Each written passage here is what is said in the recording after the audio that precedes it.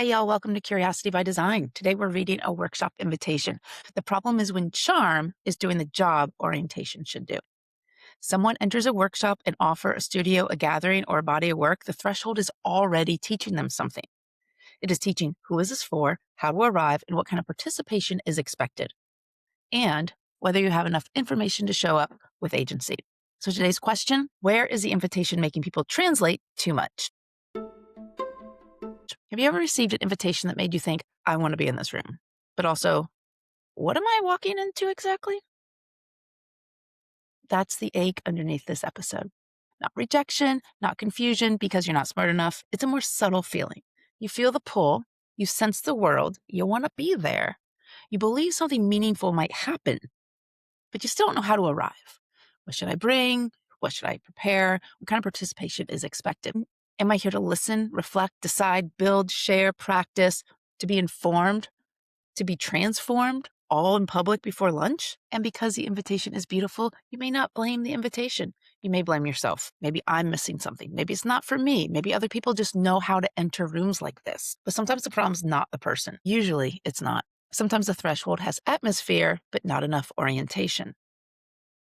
So here's the artifact I want us to read today. This is a fictional composite, but the pattern is real. I've seen it so many times. It's a beautiful invitation into a working session. You'll want to be there.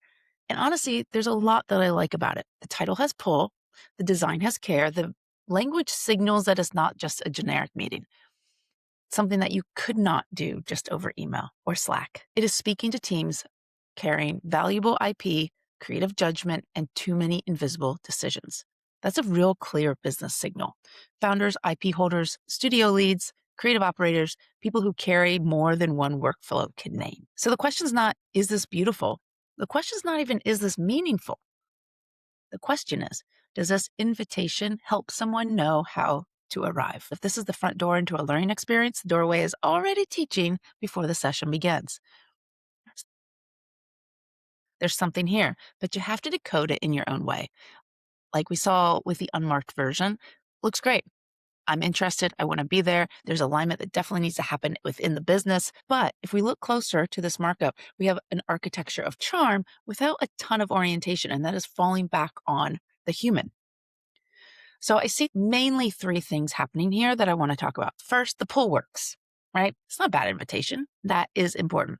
It has a world, it has a mood, it has seriousness, it has care. It immediately speaks to people carrying valuable work and invisible decisions.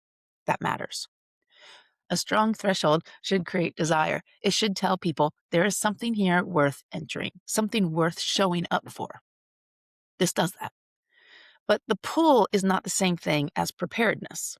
Feeling drawn in is not the same thing as knowing how to show up. Second, the translation labor then, of course, gets moved to the participant. No formal preparation required.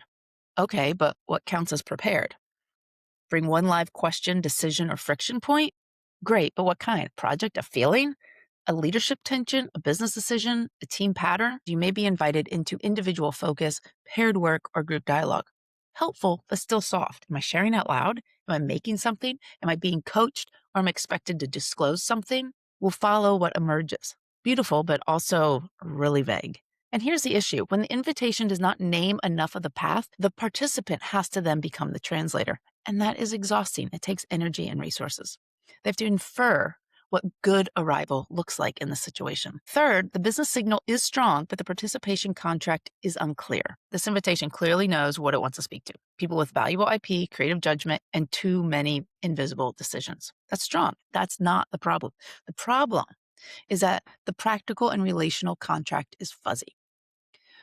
What are we making, deciding, or practicing? What will come first? What should I notice ahead of time? Who else will be in the room? What happens after? What kind of vulnerability or participation is actually being asked of me? Those questions matter because they shape agency. Without them, the hidden lesson becomes, if you belong here, you'll know how to arrive. So we see this in a whole lot of different scenarios, especially at work. A workshop invitation can do this.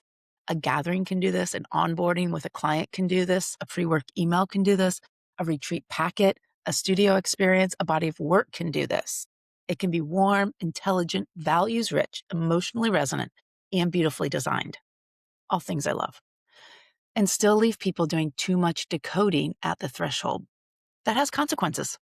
People arrive tentative, they over-prepare the wrong thing, they under-participate because they're still trying to read the room.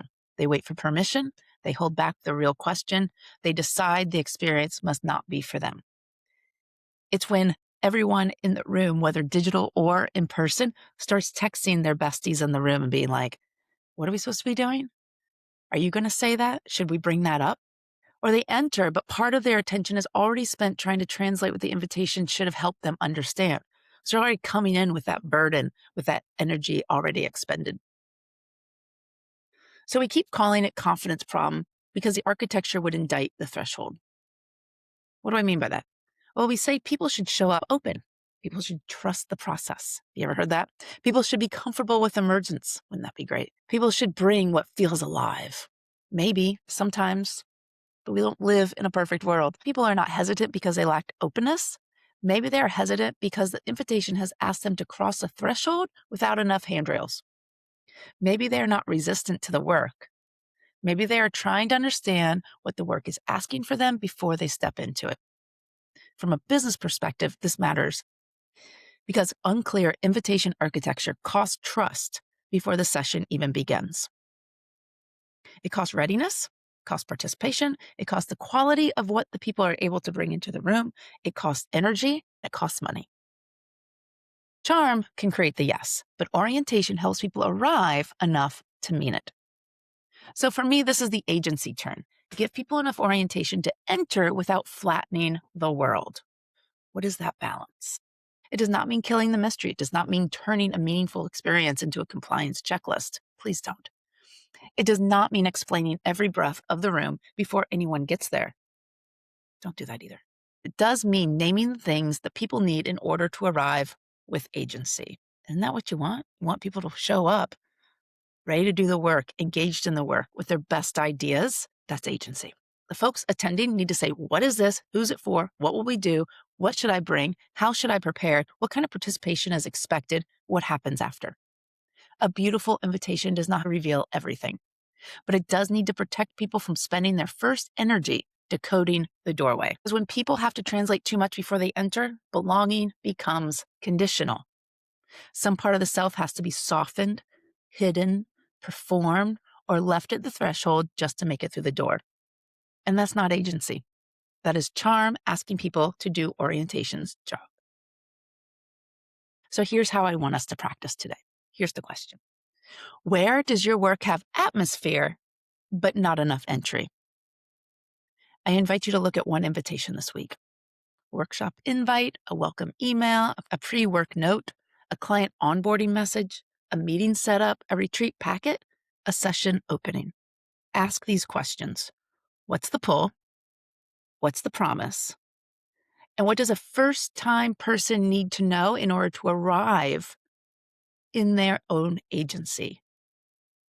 Because that's where their power, that's where their brilliance, that's where their creativity, that's where their curiosity, that's where their innovative ideas and the connecting the dots is able to thrive. What is one sentence, cue, sign, or first step that would help them enter without killing the mystery or exhausting themselves? So the takeaway is charm is not orientation. A beautiful invitation can still make people translate too much before they enter. And the fix is not to make everything flat, obvious, over-explained, and dead. Rather, the fix is to design the threshold with more care.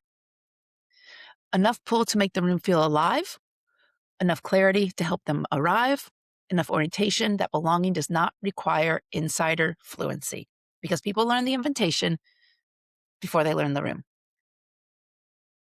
So I'll leave you with this. Where is the invitation making people translate too much? Bring that to the table. Let's chat and do some work.